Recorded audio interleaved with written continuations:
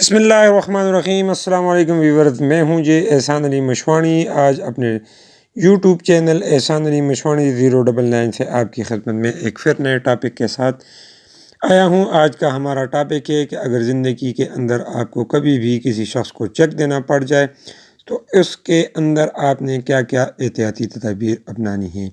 یعنی چیک کسی شخص کو دینا ایسا ہے کہ جیسا اپنے ہاتھ کاٹنے کے برابر ہے۔ آپ کو چیک بک کا ایک صفحہ اتنا سا اہم ہے کہ کوئی اس کو غلط استعمال کر لے تو آپ جیل بھی جا سکتے ہیں۔ مثال کے طور پر میرے سامنے ایک ایسا کیس میں نے دیکھا کہ کسی کا والد صاحب کسی دوسرے فرد کے ساتھ شخص کے ساتھ ڈیل کر رہا تھا، کوئی لین دین ان کی آپس میں تھی۔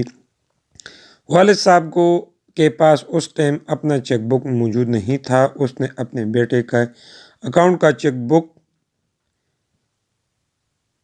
سے صفحہ کاٹ کے ایک پت اس دوسرے شخص کو دیا کہ یہ پیسے ہیں، آپ میرے بیٹے کے اکاؤنٹ سے فلاں تاریخ کو نکالیں۔ اس شخص نے اپنے بیٹے کا چیک بک کا صفحہ اس دوسرے شخص کو دے دیا کہ آپ مقررہ تاریخ تک یہ رقم اس چیک سے نکلوا دیں۔ تو جب وہ شخص نکلوانے لگا تو چیک ڈس آنر ہو گیا، اکاؤنٹ میں کچھ رقم موجود نہ تھی اور اس کے بیٹے کے اوپر FIR درج ہو گئی۔ تو اس کے بیٹے کے تمام کاغذات تو غلط ہو گئے نا، کیونکہ اگر اس نے بعد میں کوئی نوکری دیکھنی تھی یا باہر جانا تھا یا کسی دیگر ملک میں پڑھائی کے لیے جانا تھا، تو آج کل تو ہر محکمہ باہر کے لیے پولیس کلیئرنس لوگ مانگتے ہیں، باہر ایمبیسی بھی پولیس کلیئرنس مانگتی ہے، تو تب ویزا لگاتی ہے۔ تو اس کے لیے کاغذات تو پہلے سے ہی والد کی وجہ سے اس بیٹے کے غلط تھے، یعنی اس کے اوپر تو چیک ڈس آنر کا FIR ہوا تھا۔ تو کہنے کا مقصد یہ ہے کہ بہت سی چیزوں، نوکری، داخلہ وغیرہ سے بندہ محروم ہو سکتا ہے اگر جس چیک کا FIR کسی پر درج ہو جائے۔ اگر آپ اپنے کسی بہن، بھائی، بیوی کا چیک دوسرے شخص کو دے دیتے ہیں، خدا نخواستہ اس پر کوئی کرمنل کیس درج ہو گیا تو اس کے بعد اس کو جیل میں تو جانا پڑ سکتا ہے، اور اگر کسی شخص یا عورت پر کرمنل کیس درج ہو جاتا ہے تو اس کو عدالت میں ہر تاریخی پیشی پر بھی جانا پڑ سکتا ہے۔ لیکن سول مقدمات میں ایسا نہیں ہوتا، وہ آپ مختار نامہ بھی دے سکتے ہیں اور اس مختار نامہ کے ذریعے وہ دوسرا شخص ہر تاریخ پر پیش ہو جاتا ہے۔ یعنی آپ کا چیک ڈس آنر ہو جائے اور بندہ تھانے جا کر آپ کے خلاف کمپلینٹ درج کرائے تو آپ کے خلاف 489F کا FIR بھی درج ہو سکتا ہے۔ تو آج میں آپ ویورز کو اس بارے میں معلومات دوں گا کہ آپ نے کون سی ایسی احتیاطی تدابیر کرنی ہے یا دیکھنی ہے کہ آپ اس سے 489F کے FIR سے بچ سکتے ہیں۔ تو اس آڈیو کلپ کی تفصیل میں جانے سے پہلے آپ سے ریکویسٹ ہے کہ اگر آپ میرے چینل احسان علی مشواڑی 099 پر نئے ہیں تو سب سے پہلے میرا چینل احسان علی مشواڑی 099 سبسکرائب کریں، بیل آئیکن کا بٹن آپ ضرور دبائیں کہ آپ کو ہر آنے والی نئی سے نئی فارمیٹیو ویڈیو بر وقت پہنچ سکے۔ تو سب سے پہلے چیک دیتے وقت سب سے پہلے یہ خیال کرنا چاہیے کہ آپ کا کوئی بھی لین دین ہو تو آپ کبھی بھی کسی شخص کو چیک نہ دیا کریں، کیونکہ اگر آپ کا چیک ڈس آنر ہو جائے، جس کے پاس آپ کا چیک ہو تو سمجھا جاتا ہے کہ یہ بندہ سچا ہے، کیونکہ اس کے پاس آپ کا چیک ہوتا ہے، آپ نے فراڈ کیا ہوا ہوتا ہے۔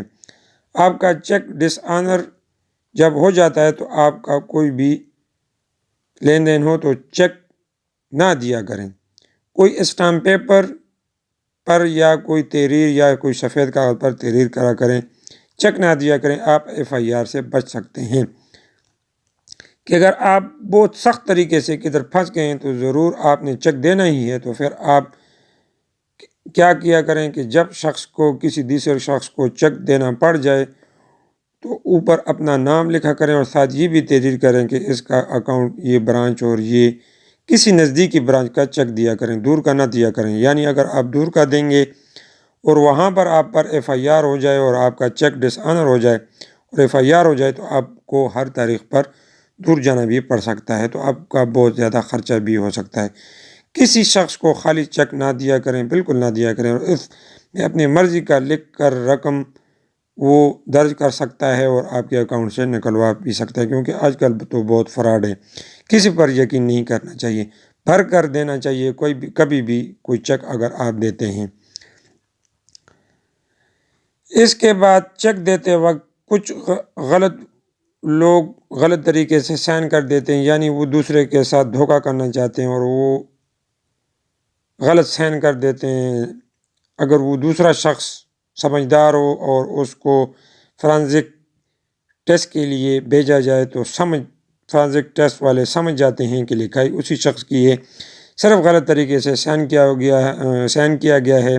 اس پر بھی FIR درج ہو سکتی ہے۔ 489F کا تو پرچہ آپ پر درج ہوگا ہی، لیکن ساتھ ساتھ آپ پر 420 419 کا پرچہ بھی درج ہو سکتا ہے، تو اس سے آپ کی اور بھی پریشانی بڑھ سکتی ہے۔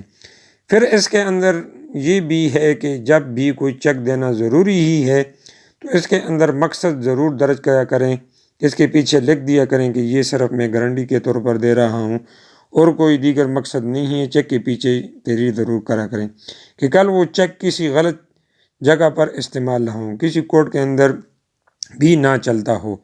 بعض فراڈیے لوگ یہ سمجھتے ہیں کہ ہم کہہ دیں گے کہ ہمارا چیک گم ہو گیا ہے، ہمیں تو پتہ ہی نہیں تھا، تو اس شخص کے پاس کس طریقے سے چلی گئی۔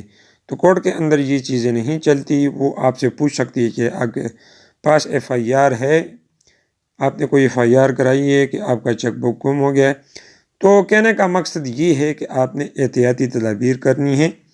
کبھی بھی کسی شخص کو چیک دیتے وقت بہت احتیاط سے دیا کریں، اس کے اوپر مقصد لکھا کریں، پیسے لکھا کریں، اور یہ چند میں نے آپ کے سامنے احتیاطی تدابیر بیان کی، تو ان پر عمل کرنا ہے، آپ بہت سے پریشانیوں سے بچ سکتے ہیں۔ تو یہ تھا جی آج کا میرا ٹاپک، امید ہے آپ کو سمجھ آیا ہوگا۔ آج کے لیے اتنا ہی، اللہ حافظ، شکریہ۔